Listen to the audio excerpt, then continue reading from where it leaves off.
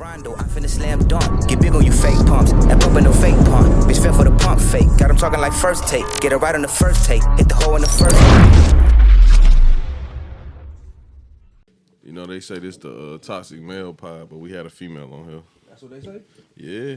Shit, I got a 14% female audience. What you think about that? I'm finna boost it up some.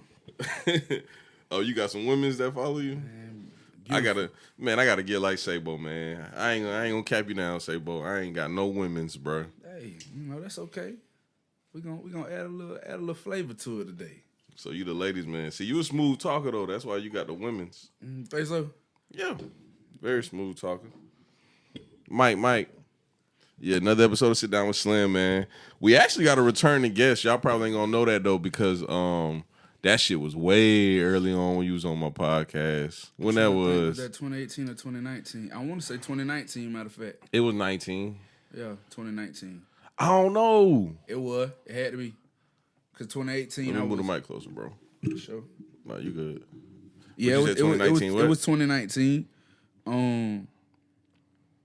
Cause 2018 I wasn't doing nothing. Cause I did the interview with Maine, I think like January 2019, and then I ended up bumping into you not too long after that. Mm-hmm. I met you after that.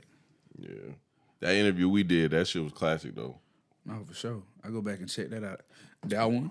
Before this come out, I might drop the link. What was classic about that interview too was I forgot what the hell was happening at my crib. I wasn't even I know what was happening.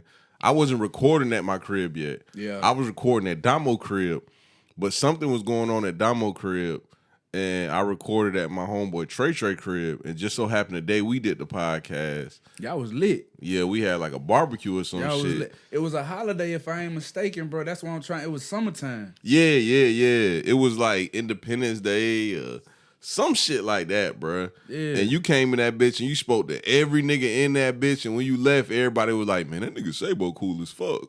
Yeah. And I was like, I ain't gonna lie, that's a stand-up nigga, because I'm gonna keep it a buck with you, Sabo. I walk into a spot about to do an interview, and it's 20 niggas in there. I'm not saying shit to nobody. Oh shit, I gotta see what's going on. I gotta see what's going on. Yeah. I come in peace, but I gotta see what's going on. Especially you ain't really know me like that at that time. Nah, ain't no pressure. Yeah.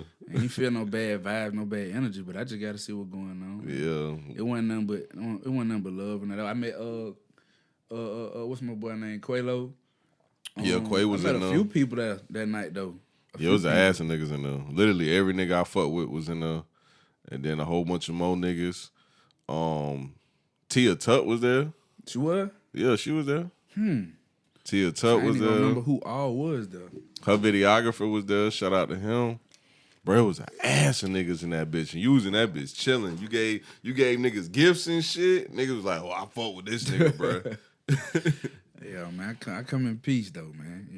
Yeah, but what you think done changed since then to now with us doing this? With what? With everything that you got going on. I see you still got the Sabo bracelets though. Oh yeah, 'cause that's what you gave me. I still got my Sabo bracelet. I just loaded up for the listening party some more. Yeah, but since that first, the initial interview we did, our podcast that I did with you, focus. That's the main thing that's changed for me. Is just focus, cause so much shit done transpired from then.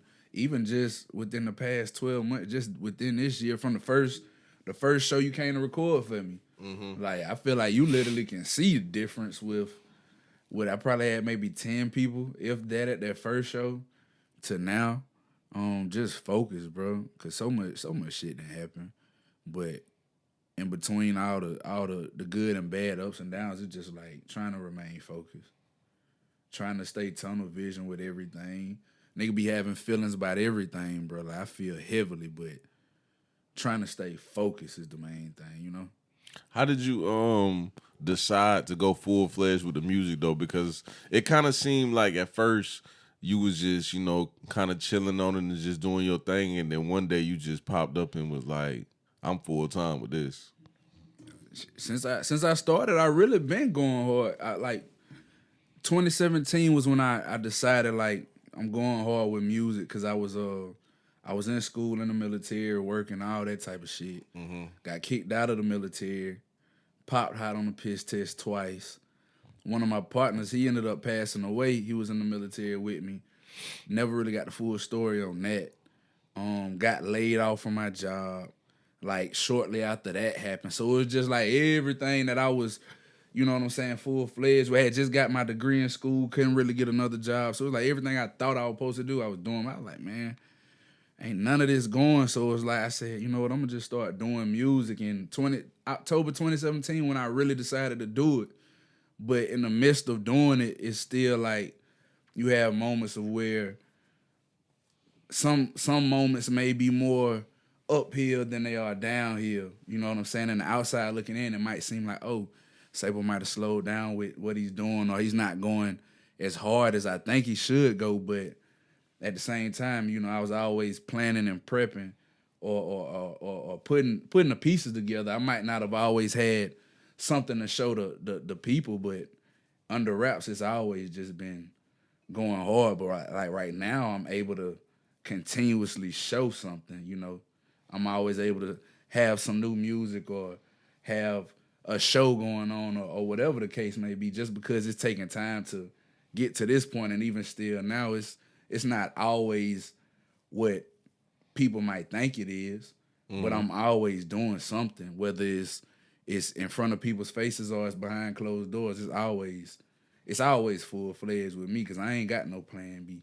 You know what I'm saying? Yeah, that's all I was referring to. I was referring to, I think it was a conversation me and you had. I don't know where the hell we was at, but I remember you telling me, you was like, man, I just quit my job, man. I'm all in with this shit now. Nah, for real. Like, and that I was actually that's a continuous theme though. Because I quit my job back in January on my birthday. That was my gift to myself. This year? Yeah, the week that we did you came to record that show at Sonya Hopper. That's when you told me that. I quit my job that week. And after that, I started working at a studio. I started interning at a studio. Then I joined the Playlist Academy.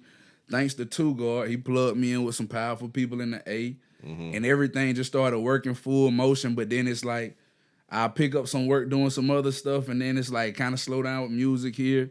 But music is always the focus though. You know what I'm saying? Like I might start a job or start hustling here or whatever the case, but music is always the focus. And I think just since 2017, since I gave up everything else, this is all I know. You know, I might adapt and do something that doesn't necessarily go hand in hand with music, but the reason I might be doing it is to fuel or fund the music at the end of the day. Like, so it still ain't no plan B. Nah, it ain't. Like, this shit tatted on my face. Like, and I ain't. This shit just that for real for me. Like, it ain't even about the tattoo, but that's just to kind of give, you know, some detail in how serious it is for me. Like, some jobs might turn me down now because of a tattoo on my face. You feel me? But I don't really fret over that because I have faith in what I'm doing. You know, it ain't really like people be like, oh, what you gonna do if? Well, what about? I don't know about. I don't care about that because that ain't where my heart at. I'm not set on that. Yeah, you know what I'm saying. I put every dollar I got into pushing and building my brand that I've built over the years. Because Sabo World has been a brand that I've built since 2016 before I even decided to do music. And I give every dollar I got. I'll give every breath I got. And at this point, like, bro, if I passed away, God forbid it happened, or if that's just what's supposed to happen, I don't know. But at this point, like, I know I've done everything I can thus far to push this shit and to build something that can be passed on to my people, my family. Somebody else can take what I've done and expand it if I leave today, and I'd be happy with it. Cause I give my all to this shit for real, bro. Like, it ain't no exit route from this shit. This is my exit route. You know what I'm saying? This is my exit strategy from everything that I've already tried to do. This is it. For real, for real. What made you do a listening party for your next project? And how did you come up with that whole idea? It was just time for it. You know, I done been on stages from Savannah to Marietta to Birmingham, Alabama, through Carolina. I've been on plenty of stages, and I've brought out a lot of supporters, people who support me. They've bought tickets to shows. They've come out and supported other artists, bought other artists' merch. You know what I'm saying? I've helped a lot of people see a lot of success just by me doing what I do. And I was just at a point where it was like, it's been overdue, it's been time, but it's just like I owe it to the people who support me, because when I was in Atlanta, I had asked you to come record one of the shows I did off of Edgewood. I think you was up there already though. I don't know what weekend it was. But like, was it All-Star Weekend? I want to say it was. I think it was, because I know you was up there recording. Yeah.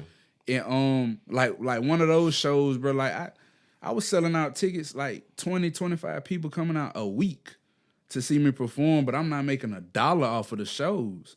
You feel me? And it's like, it's cool to do that, to be on the stage and get we'll say success, or you know what I'm saying, get some new support from people here and there. But it's like, bro, at the end of the day, I'm doing this shit for some money, for real.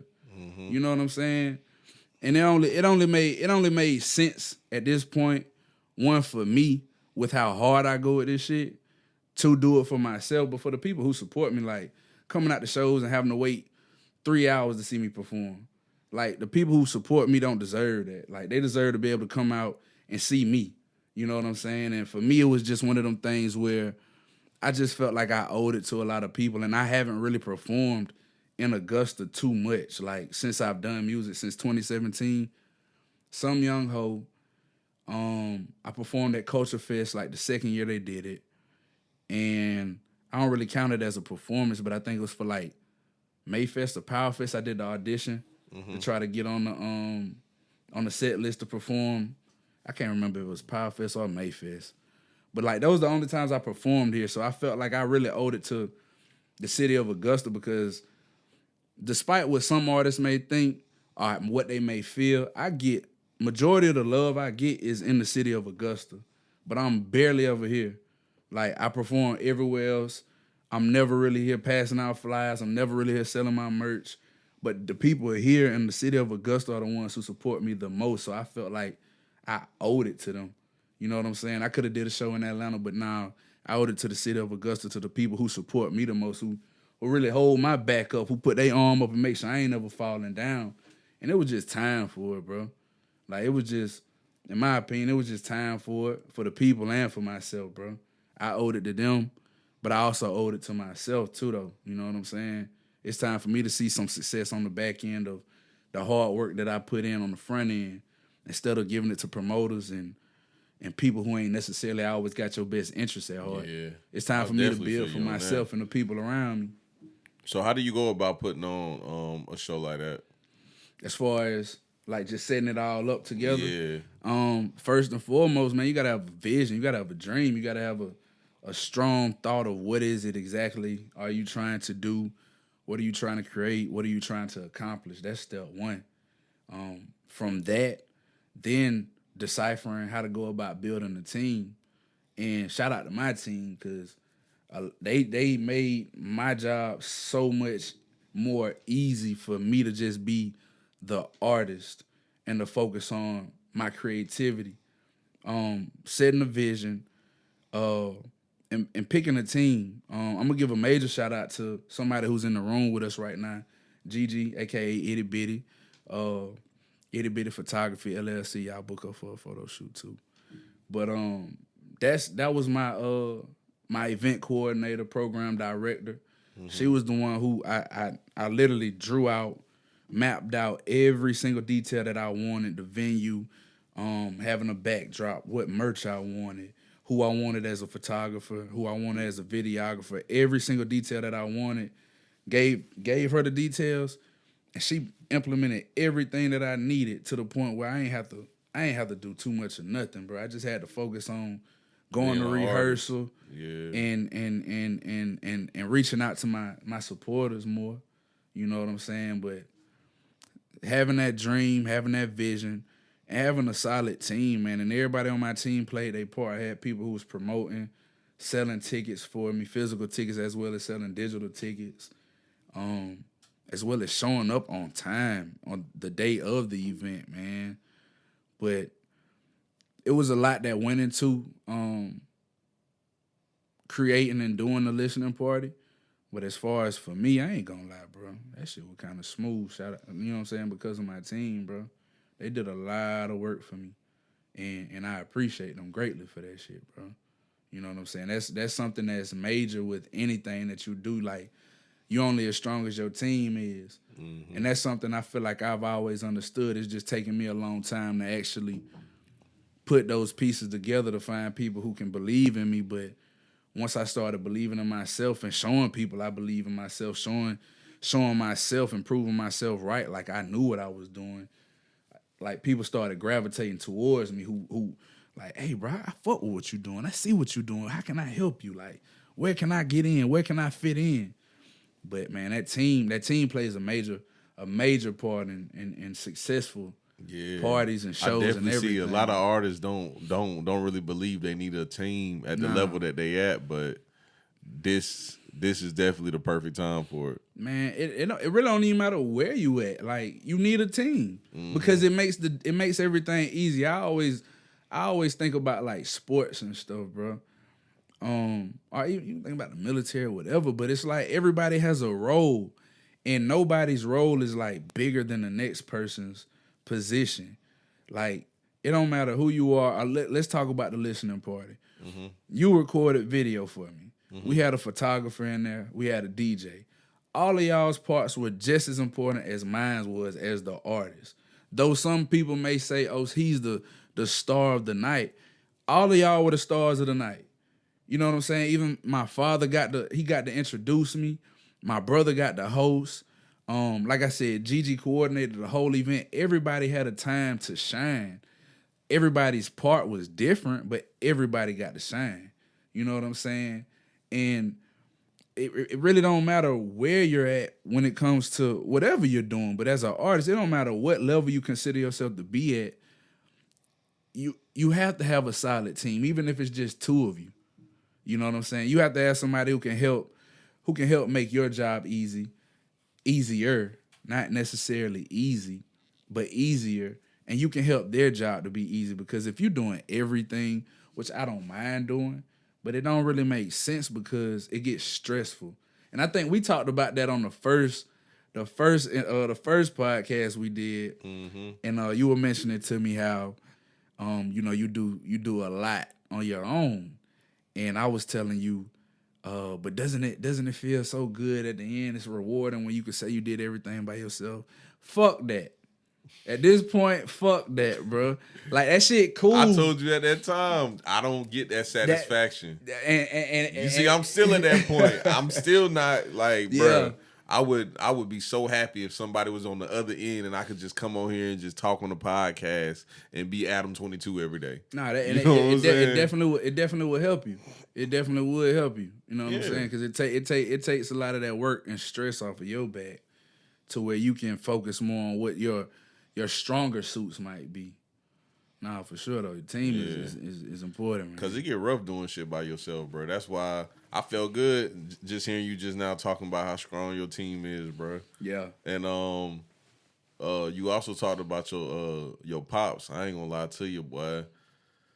That speech your pops gave, I wouldn't have been able to come out after that. I would have been in the back boo-hooing and shit. I don't know if you heard my last pod, but niggas been jiving on me all week talking about it. Nigga Slim was on that bitch talking about he be crying and shit, bro. I be crying out, bro. Yeah, bro, ever since I turned 30, bro, I be crying like a little girl. Yeah. Like, I ain't gonna lie, bro, when your pops was talking, I'm holding the camera, I'm like,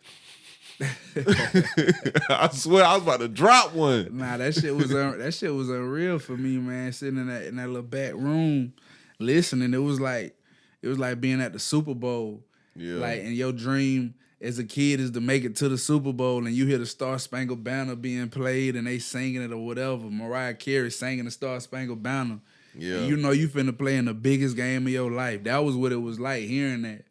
But yeah, that shit was crazy, man. I ain't gonna lie, I'm ready to see that footage too, because I haven't seen what people have seen. I only saw it from my perspective. Yeah. Thus far, so I'm ready to see that shit too, though. I got you too, because That's a good one, bro. I ain't gonna lie. That's a good one. A lot of people can't really say they experienced that, bro. And then on top of that, your dad, he a Christian, right? Yeah. Yeah, so him being a Christian and the type of music you make, it's great to hear him support it. Yeah. Yeah, it's different. We was just having a discussion about that the other day. He had some associates who probably would never listen to my music had it not been for him. And he was just discussing with me how, he's never really ashamed of playing my music with them in his car, and they be like, "Oh, what you listening to?" Man, listen to this. He talking about something. Yeah. You know what I'm saying? And I ain't gonna lie, that definitely puts a battery in my back to continue doing what I'm doing, having that type of support. You feel me? Like, just knowing my pops don't always necessarily agree with everything that I say or do, but to know that he's consistently behind me, and not even always behind me, sometimes in front of me, supporting me. You know what I'm saying? That pushes me, that fuels me to continue to go harder. Because I don't do this shit for myself. And he's definitely one of the people I do this shit for. So. Did he always support you like that? Always. Anytime I've ever had curiosity, he's always met me with knowledge. Or anytime I've had, creativity, he's always met me with more creativity. You know what I'm saying? He's one of the people who inspired me. Like, my pops, as a pastor back in the day, bro, he was the type of pastor, he'd grab the mic, can't sing a lick, but he gonna sing in front of the whole church. Like, loud as he can. And like, stuff like that, I guess, is what inspired me to try. Like, when I dropped my Beautiful Pain project, some people was telling me, like, bro, you shouldn't have sang on some of your hooks. You should have let such and such sing or so-and-so. And I was like, bro, I don't give a fuck, nigga. Like, I probably sang better than you, and you listen to it, so I really don't care. You know what I'm saying? And Yeah. a lot of that comes from my dad, bro. Because he's one of them people who's like courageous and fearless just to do shit, just to try it. And might don't be good at it, but shit, I'm going to keep trying. And next thing you know, you end up being great at it. You feel me? Yeah. But yeah, Pops he's a big inspiration. He planted a lot of seeds in my mind. Bro, he told me some cool ass stories about you too. The time we was kicking it when I was taking pictures of him at the race. Yeah, he was telling me some cool ass stories. He was like, "Yeah, man, Sabo always was a little chubby kid, and one day he just woke up and just got all this charisma out of nowhere." Yeah, man. Yeah. Pop, shout out to He was Pops, talking about man. some old times though, wasn't he? Like some elementary school times. Yeah, way back. I'm surprised he didn't show you no pictures. I think he did. See, I wouldn't surprise me if he did, because I know him. A matter of fact, yeah, he did show me some pictures. He showed me a football picture because he said you bust out one day and you was playing football and a couple more things. And I just was like, man, I ain't gonna lie, bro. It's always just cool because, we grew up the war on drugs and shit with the government taking our dads away. So it's always cool just to see a strong man raise another strong man. I know, shout out to my dad, man, because him and my mom got divorced shortly after I was born, probably like a year, 2 years after I was born. So, like, he could have easily just, you know what I'm saying, upped and vamped, did his own thing. Mm-hmm. But we stayed in Ohio, and they moved down here. My mom from here, so they moved back down here after they got divorced. And, like, he could have just stayed up there, moved wherever, did his own thing. But he chose to move to the city of Augusta to be around me and my brother. You know what I'm saying? He ain't got no family. He ain't had no friends. So he ain't have no other obligations to be here. Like, and of course, like, if you create a child, it's like, it's easy to say, like, you need to be in that child's life, but the truth is, you ain't got to. Like, that's a choice he made, you feel me? And that's a choice I salute him on, and I respect him for, because had he not been in my life, I wouldn't be who I was. You know what I'm saying? And a lot of my friends, they ain't really grow up having fathers or father figures, so having my father in my life, I ain't gonna lie, that shit played a major role. And being 28 now, I understand the importance of a father in the family structure, no matter how different that structure may be. Yeah, I was gonna ask you because lately we've been talking on the pod about basically how growing up not seeing successful relationships is a result of how you view relationships now. Facts. How you feel about that? Do you feel like you seeing your parents get divorced at a young age kind of made you optimistic about relationships or being married or anything like that now? I'm a how to say it, man. I don't want to say the hopeless romantic. I feel like that's me deep down, but at the same time, like I love the idea of love. Yeah. Like love don't really work well with me because I guess the relationship my parents had probably played a part in how I do look at it. But I never gave up on love. You know what I'm saying? I'm one of them dudes. I love. When it comes to love, I love. You a relationship type guy? What you mean? Like, do I just jump in relationships? Or what? Like, what you mean? I really mean like, if you been in and out of relationships your whole life. Like, have you ever took a long stint at being single? Yeah. I don't just stay in relationships. Oh, okay. And yeah, nah. Cause that's what I think of when you say like hopeless romantic. I think of a nigga that got a girlfriend for 3 months and then be single for 2 weeks and then got a girlfriend for 6 months. What I mean is like, I make a woman fall in love with me, but deep down I know I can't love you back the way you love me. Because if I do, I'm gonna end up hurt. Like, but I love that's that man shit right there too. I love all the shit that come with that love shit. I ain't gonna act like I don't. Nah, we be scared to get hurt. Women don't be giving a fuck. women jump out there, they be in love, they be heartbroken for 12 hours and they go find them another pogo stick to ride. Shit, 12 hours later. It's already there. They just respond to some messages online. There. They was already cool with them anyway. Yeah, they was already cool That's with them the difference anyway. between us two, bro. They heal like Wolverine. We keep that hurt forever, bro. Yeah. Forever. Yeah. Nah, that's the truth. That is the truth. That's why they stronger than us. In what regard? Emotionally. No, for sure. They emotionally smarter and stronger than us. Yeah. Psychologically. Yeah. Us, we don't play that shit. You heard us one time and it's, man, fuck these bitches. MOB. I think that come with that duality between like logic and emotions. Cause logically, it don't really make a whole lot of sense. Yeah. To do something that got you hurt in the first place. Yeah. You know what I'm saying? But if you thinking out of your emotions, it's like, well, this feels good. Let me go down this road. And it's like, well, the science might say if you go down this street, you're gonna get hurt. And we still doing it, looking for that rush. Shit, that's the feelings. Yeah. That's the emotions. But my dog Quay said, he said his dad told him that love is a stupid decision by two fools or some shit like that. That's a quote. Yeah, that's some real shit, bro. Cause I ain't gonna lie, boy, that love shit, that shit do goddamn. You gotta hear my nigga Blue talk about that shit. My nigga Blue, we said, hey, Blue, you ever been in love? He said, yeah, one time. We was like, what happened? He said, oh, shit, fuck, change the subject. That's some tough shit. Yeah, now, bro. That love shit cool, though, bro. I ain't gonna lie. It's a beautiful thing.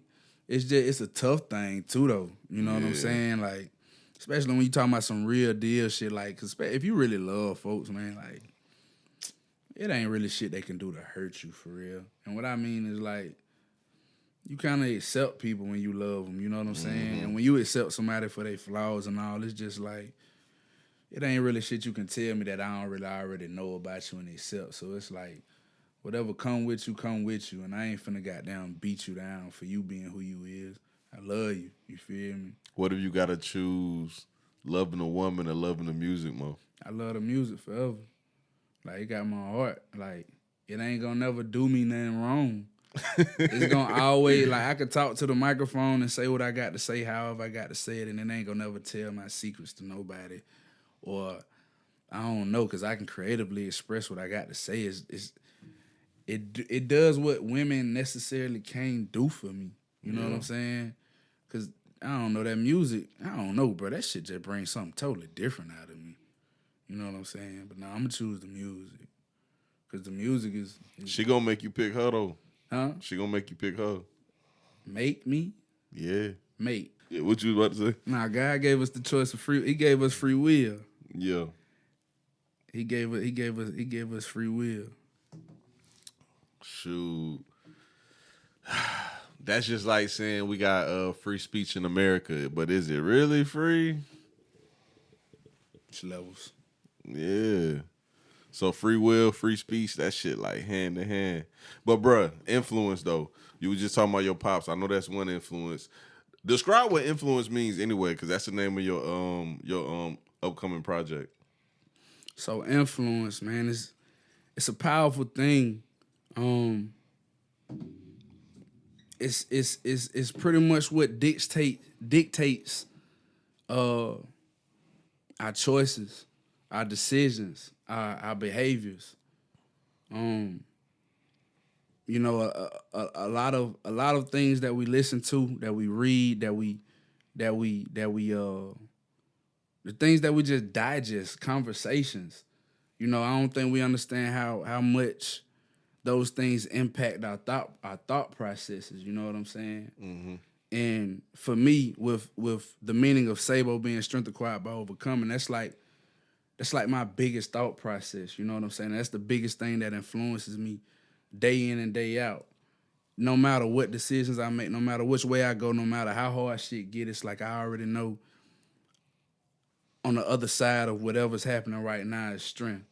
It might be physical strength, it might be mental strength, but influence is powerful, man.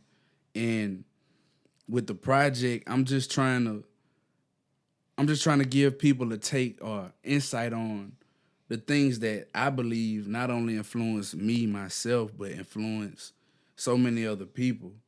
And I don't know if I really gave too many of the titles for the songs, but like the first song I did off of the new project was Confidence.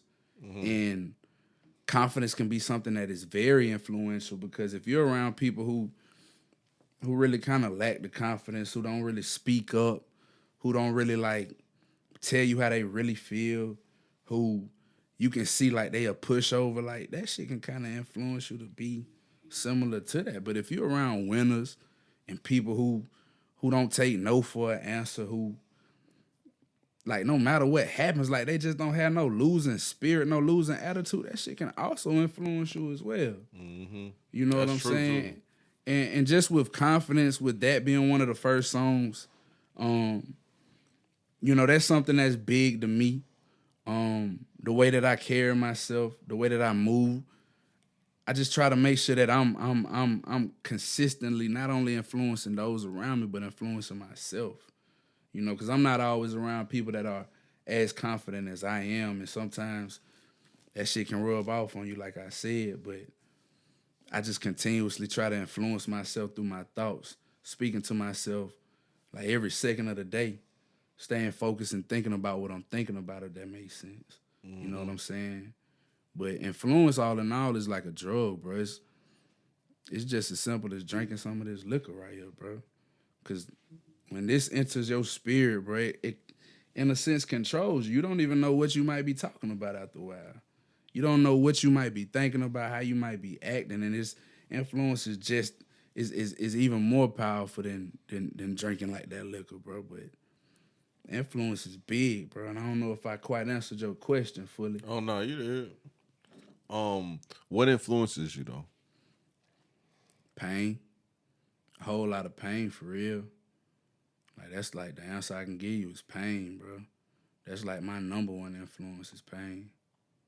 What kind of pain though? All types, bro. I just put it like emotional, mental pain, that psychological pain. It's the type of pain that you can't necessarily like see or feel. Like you can be around a person and you would have to be somebody who is somewhat telepathic or empathic to kind of know what somebody's going through to sense or feel the pain that I'm referring to, you know? Mm-hmm. And that's kind of why I say, like, I'm going to choose the music every time, because I get to release it in the music. You know, I can't always tell people what I feel on the inside, because sometimes what I'm thinking about or what I feel might be too much for some people, and they might think I'm depressed or something, but it's not necessarily that. It's just the pain motivates me. It pushes me. You know, in turn, it strengthens me. And that's why it influences me so much, because I have a high pain tolerance. Like, I I like pain. I don't know why I'm hard headed. You know, I learned from bumping my head and getting bruises. You feel me? Yeah, you better than me. You know, one day I may learn to not bump my head as much, but you know, pain is definitely one of those things that influences me heavily right now, though. It's funny you say that because the same kind of pain you talking about, I was telling somebody I didn't know that they was one of them type niggas that go holler at a girl and she be like, no, I'm not interested. And he be like, bitch, you ugly anyway. I ain't know he was one of them type. And he was telling me, he was like, nigga, you don't do that? I was like, I ain't gonna lie, boy. I don't approach women because I do not take rejection well. Oh, fuck all that. That's man. that pain. Nah, I'm sorry, dang. bro. I always been like that, bro. I don't fuck with rejection, bro. I mean, just that's shit. understandable. I don't think a lot of people like rejection, but shit, that's slight work, bro. Nah, That's I ain't slight. doing it, bro. I'm old as hell and still ain't doing it. Man, we finna go out somewhere after this. So we finna get rejected tonight. Nah, We finna no sir. we finna get No, rejected. sir. That's I'm played out now, so I'm definitely not goddamn doing it, bro. This a young man's game, boy, and I'm a older young man. What's a young man's game? This goddamn playing around with these women's. Nah, that's a wise man's game. Nah, it's old man. You seen Country Wayne when he be playing Buddy? Oh, the old school cat. Yeah. I'm just ready to be Buddy. No. Yeah, I got these blue hundreds right here. Like, let's skip to the point. You want these blue hundreds? No. All right, okay, Buddy got you. Man, look. Nah, that ain't even painful for me though, man. That's like, oh well, you know. That's cool. I like rejection. Why? I feel like people miss out on something great when they reject me. Blue said the same shit. It's like shit. It ain't no love lost or nothing. It's just like I see you around later. Yeah. And the next time I see you, you know, it ain't gonna be no hate. Just be prepared for some rejection, cause I know you gonna miss out on something. You know what I'm saying? Oh, y'all like that payback shit too. It ain't even necessarily like payback. It is what it is. Cause I gave you an opportunity. You couldn't see what I know on What Pop say? He said revenge is the greatest thing next to getting some pussy. Yeah. I disagree. And what do you say? I mean, revenge don't do shit for me. Like nothing. Literally. Like every time I ever tried to get even on somebody, it didn't do nothing. That's why me hearing you say, I'll see you later. Yeah. You know what I'm saying? That wouldn't necessarily like hit for me. Like I'd just be like, yeah, I'm over that. Trash that bitch. I'm over that. You know what I'm saying? It ain't. They ain't gotta be no trash. That might be a bad bitch. It might not be no trash bitch. She might but see, that's kind of contradicting How when so? y'all already got the confidence of like, oh no, I'm that nigga. She missing out. But So I mean, she I ain't trash. gonna discredit her though, because she still might be of still be of some value. Yeah. She might not have been able to see my value though. Yeah. But I won't discredit her just because she don't have, you know, the sight to see. Yeah. Like she'll in due time she will. The sight to see. See, that's some shit that old boy we was just talking about would say. What's the pimp nigga name we was just talking about? Yeah. Shout out to Sharp, man. Sabo the pimp. Man, look. But yeah, it ain't even, I don't even consider that revenge in my book. It is what it is. Yeah. Some people just don't know what you worth. You know what I'm saying? Some people can't see past what they physically see. You know what I'm saying? And it ain't no love lost. It just, I see you around later. Bro, so let me pick your brain on some cultural topics before we get off, though. I already asked you, so I know you got your answer already. Did Tory shoot Meg Thee Stallion? I don't think so. I don't think so neither. You want me to answer how I answered it earlier? Nah, I don't. For sure. I want you to answer how you want to answer. I don't think he did. But it's supposed to be another topic out with somebody else supposed to did it. Ain't a female or something got into it with her or something. Well, the case is going on right now. So what we found out is that they offered him a plea, multiple pleas, and all of them included jail time. And then the officer testified that Meg told her that he pointed the gun at her and said, "Dance, bitch, dance," and shot her. That shit does not sound true. That sound like some Yosemite Sam That type sound like shit. Harlem Nights. Yeah. That don't sound like it happened, bruh. Then, so now somebody else testified. Who testified next? The doctor actually testified and said that they can't find the bullet fragments that they took out her foot. So there's no bullet fragments. And in cross-examination, Tory's lawyer was like, if y'all can't find no bullet fragments, who's there to say that she was actually shot in the foot or it was some glass? Yeah, but either way, it got to have been some kind of altercation, but I don't think he shot her, bro. I don't know. That ties into some deeper shit with the industry, in my opinion.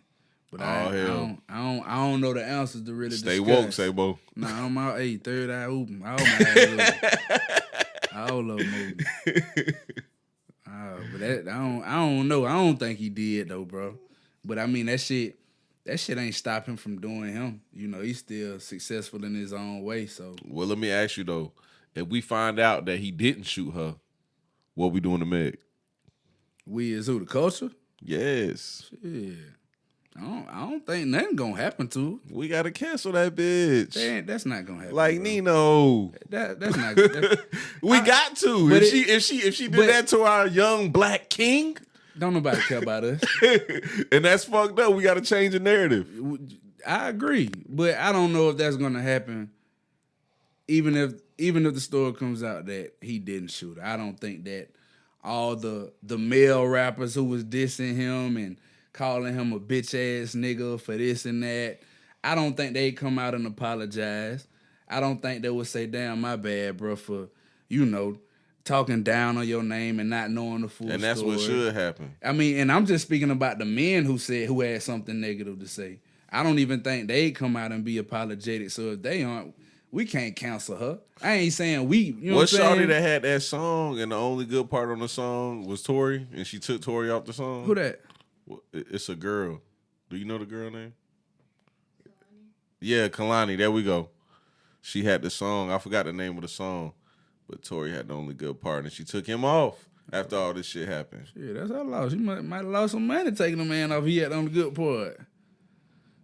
So you think she gonna add him back? Add him back after if the story come out he ain't shoot her? If she do that shit, lame as hell. Yeah, I wouldn't even want my name back. Just like the baby, bro. Like niggas already back on the baby dick now that he's quote unquote not canceled no more. Man, look, that's why I was saying like with Tory, it's like shit ain't really fuck his career up like completely.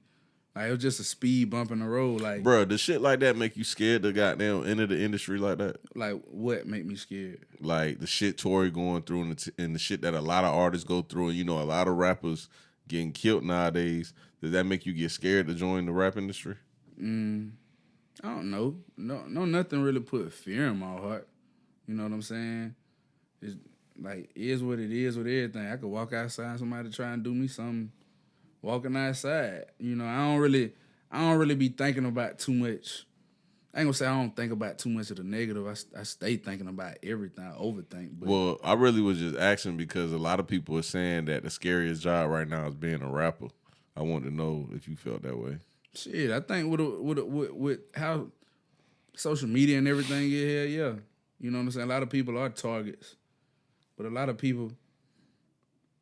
I know what you're saying. You feel like you don't move that way, so that wouldn't be nothing. Nah, it is what it is. If something meant to happen to me, it's gonna happen. Yeah. It don't matter if I'm working at Waffle House. If a nigga hating on me and want to do me something, he gonna do it. I don't necessarily think that it's gonna...